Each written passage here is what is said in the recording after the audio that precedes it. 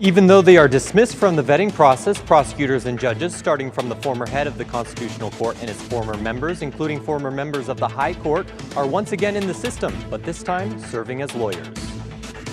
Prime Minister Edi Rama has earned less income from his artwork than just a year ago, as the head of government continues to pay his €80,000 debt since 2003. The IMF has urged the government to take immediate action to improve the country's business climate. The latest monitoring report indicating that urgent action is needed to limit debt in the public sector.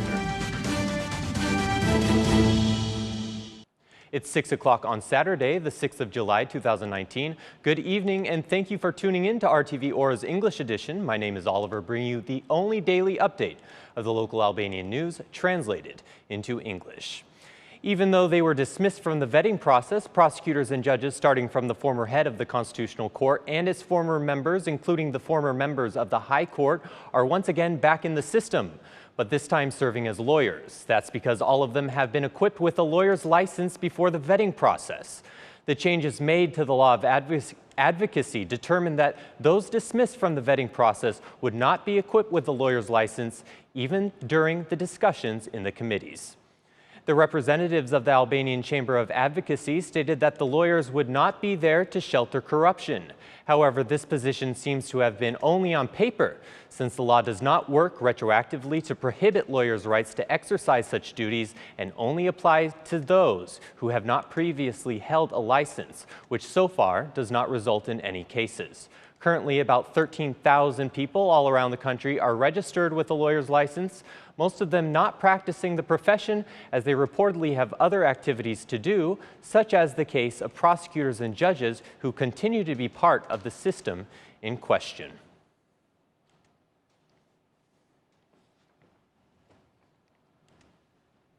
DP leader Luzim Basha and SMI chairwoman Monica Kruimadi have called for an opposition protest on July 8th. In a Facebook status, Basha says there will be no steps backwards until the ultimate removal of Prime Minister Edi Rama.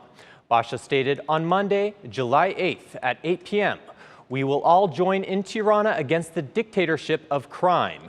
We will join in defense of freedom and dignity. We will join forces against the gang that stole everything from us. We will join for your families and children, for Albania and Europe. Rama must go." Meanwhile, the SMI chairwoman says that it is the right time to equip the Albanian state with strong institutions and a system that does not cement one individual's control over the whole nation, but guarantees the power of the people over government. She stated, "We are in this battle not only to resolve the current crisis, but to put an end to the 30-year transition." Edi Rama has increased his power over the destruction of institutions and their capture. On June 30th, Albanians refused autocracy, the power of organized crime, the stealing of Albanian taxes, and fake party state voting. This is the moment to give Albania a state with a strong institution and a system that does not cement the individual's control over the state, but guarantees the power of the people. On July 8th, we shall stand all together for a European Albania. No steps backwards, said Kruimadi.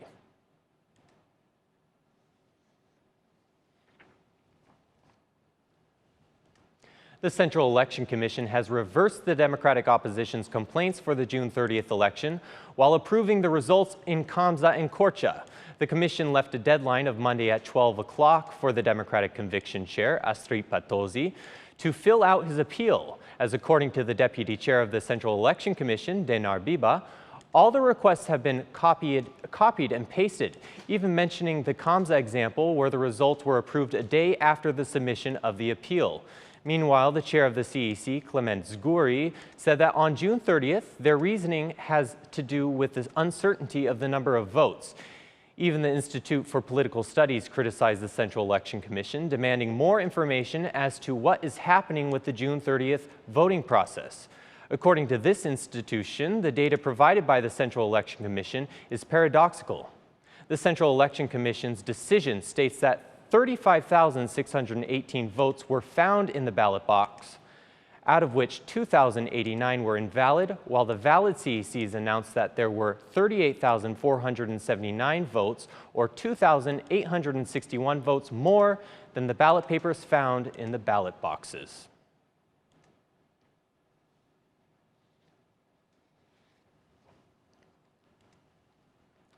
although for 6 years he has been the head of the Albanian government. 2018 has apparently not been a good year for Edi Rama's finances. His art exhibitions abroad have been numerous, with paintings and sculptures created by the Prime Minister himself. However, his art has not been all that rewarding. Ceramic works and wallpapers displayed in Rostock, Germany, along with an exhibition titled Fantastic Notes by the Albanian Prime Minister, still hang in one of Vienna's art galleries. In May of 2018, RTV Ora reported that in every Italian bookstore, the book titled Kurban by Prime Minister Rama was sold out. Regardless of the extent of his art spanning across Europe, Rama has not gained satisfactory incomes from his work compared to previous years. During the 2018 year, Edi Rama, as an artist, managed to earn only 930,000 lek from his artistic creations, including the sales of his artistic work abroad. The Prime Minister has seen a decline in his earnings as an artist compared to a year ago, where, thanks to his paintings, sculptures, and books, he was able to collect roughly 3.8 million lek.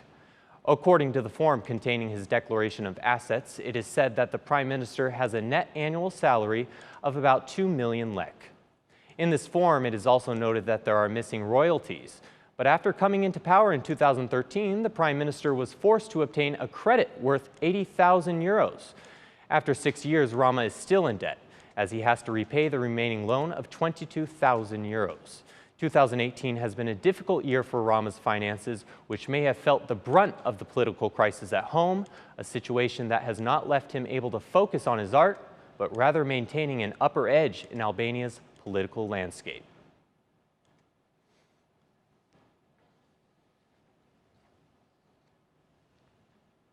The climate of doing business in Albania is one of the main concerns that the International Monetary Fund has found in Albania. The recent published report states that the government should take urgent measures to improve the situation.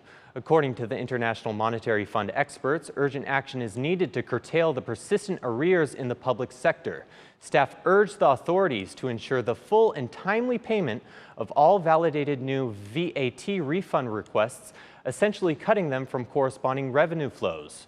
Moreover, the IMF stresses that it is important to undertake measures to strengthen controls on the investment projects so as to put an end to the overdue payments of government, especially those from the road funds. According to the Directory of Taxation, in April of this year, the stock of debts reached 14.9 billion lek, and it was promised that by July, this current month, the government would zero out these liabilities. In its current report on Albania, the International Monetary Fund once again reiterated the additional costs of administration in small businesses by incorporating it into the value-added tax scheme of last year. Traders say that the VAT has been set against them and has become an unmanageable cost due to the falling purchasing power, forcing many families to close their businesses while others are struggling to survive. In April of 2018, the Albanian government introduced into VAT 13,000 small businesses by reducing the threshold for registration in this scheme for businesses with an annual turnover from 5 million lek down to just 2 million lek.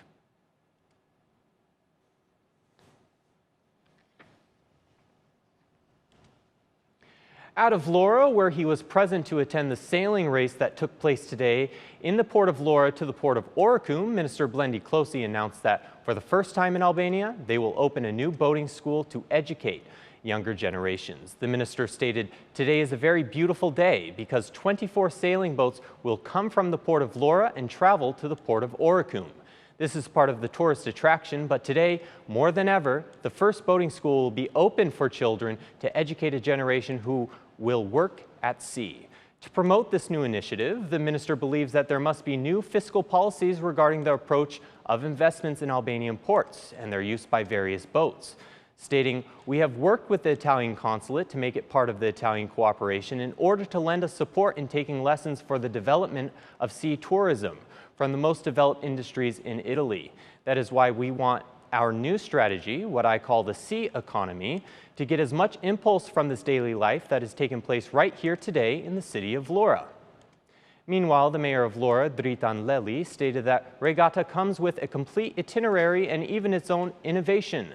The excitement of offering the next generation a sailing boat course, thus enabling children of the municipality of Vlora, 9 to 12 years old, to learn about sailing boats and to fall in love with the sea, can even enable more tourism potential for the future, said Mayor Lely.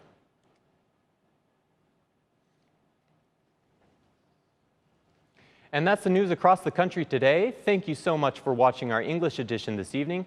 And be sure to join us again every Monday to Saturday at 6 p.m. for the latest news from Albania. Once again, on behalf of RTV Ora, thank you and have a good weekend.